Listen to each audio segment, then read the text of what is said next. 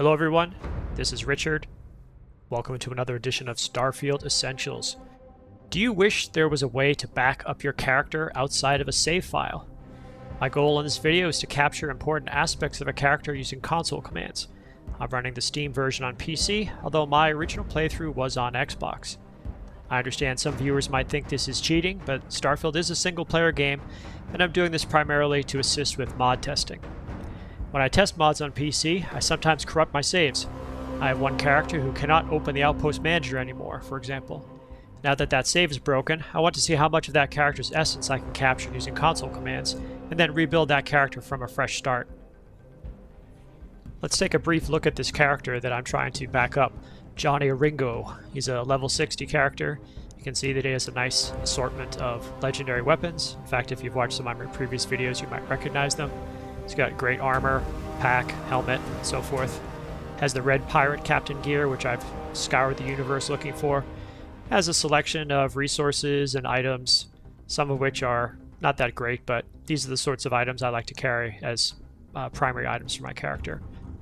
How much of this character can we back up using console commands?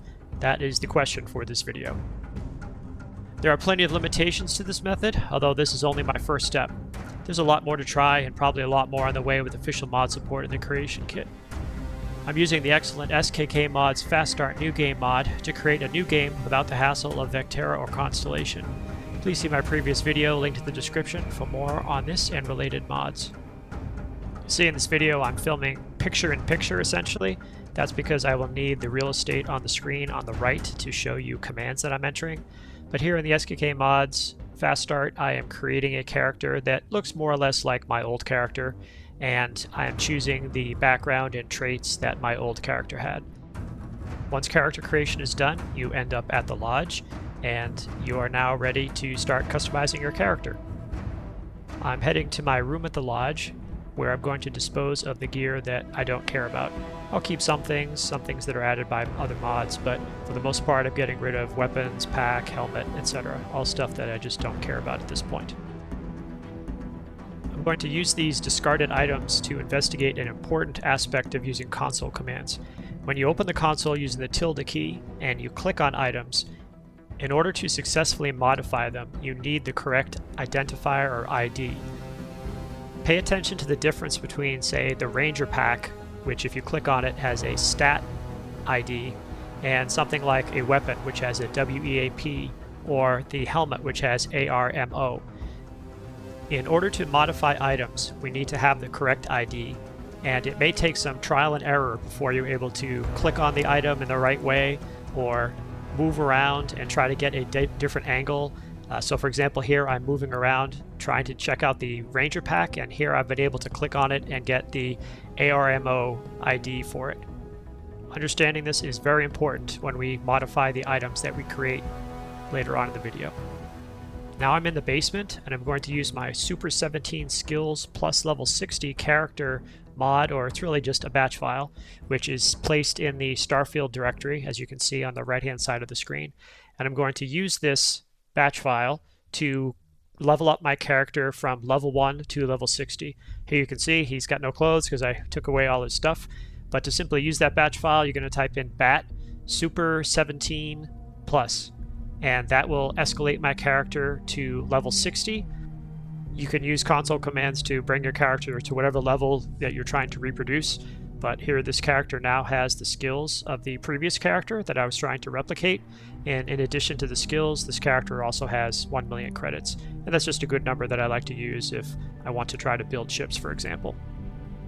Next, I'm going to use console commands to replicate the research that this character had accomplished at the time of the reproduction. So as you can see as I go through, this character may be level 60 now, but there is no research logged in any situation. And by the way, that aeronautics research is part of the Astroneer mod, which I've covered in another video. So I'm going to use another batch file, and this one is called Super Research, and it just has a reproduction of the research that I wanted for this character. And again, I go into the console command and I type bat super research, and once I execute it, the character gets a certain amount of XP for doing that research. But when we go to the research console, we will now see some research has been accomplished. I don't simply give my character all research because, frankly, I don't use all of it. But for example, outpost development, all the outpost development is there, except for power generation 4. I can't find the ID for that. If anyone happens to know power generation 4, the ID, please let me know. But as you can see, I've accomplished the research that I wanted to for this character. Now, with the research out of the way, with level out of the way, our next step is to give the character the items that we would want him to carry. For that, I have another script called Super Items, and it adds a collection of common goods, aid, that type of thing, but also weapons and gear. Now, in the case of the weapons and gear, I want to find a good spot to spawn these items because they're just going to drop out of the sky and onto the floor. So you want to make sure that when you do this, you're not someplace where an item could possibly fall into a hole or be unavailable once you run it. So here I'm going to type in the batch command and all the items just go flying out. And you can see there the pack and the helmet, and there's a weapon. And what we have to do now is obtain the IDs for each one of these items.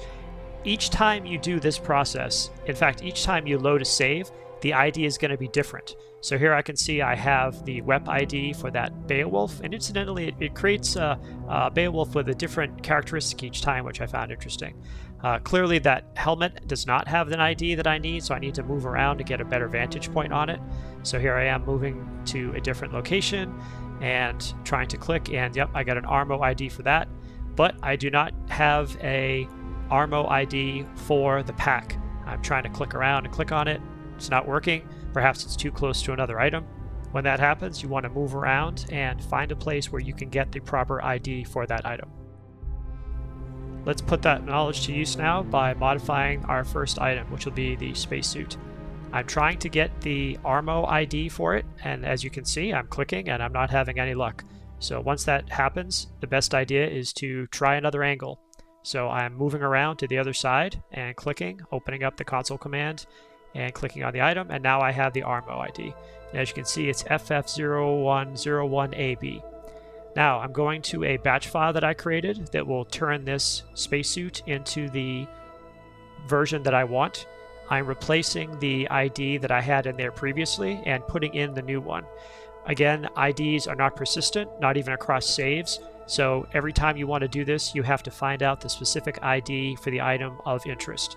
And once you have that, however, you can run a batch file of console commands as opposed to having to type them all in by hand.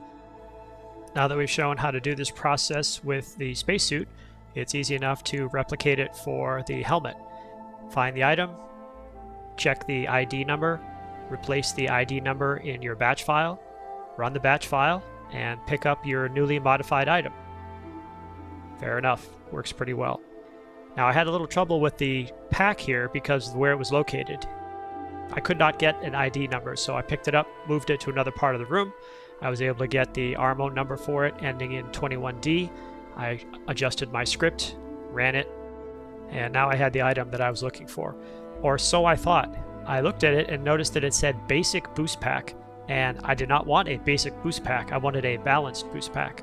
So I tried to adjust it, but then I noticed that the Armo ID had now changed to something ending in 25B. It was no longer 21D as I had done previously. So that just meant I had to rerun the command by hand and change the value. So this shows that item IDs are not the same even within the same game and within the same save perhaps. Now that we understand this process, it's easy enough to repeat it for our weapons. I'm doing it here for a Beowulf, then a hard target, and then a Varun inflictor. In each case, I simply find out what the WEP ID is, change it in my script, and then run it. And when I'm done, I have my weapons configured as I had previously. And that's it. That is how you're able to take a character, grab some of the essential elements of that character, namely their skills, their research, weapons, some items, the sorts of things that you might have to scrounge running around the universe looking for, and instead reproduce them with console commands. I hope to do more research on this and have findings in the future. If you like this content, please feel free to like and subscribe. My name is Richard, and I will see you in the Starfield.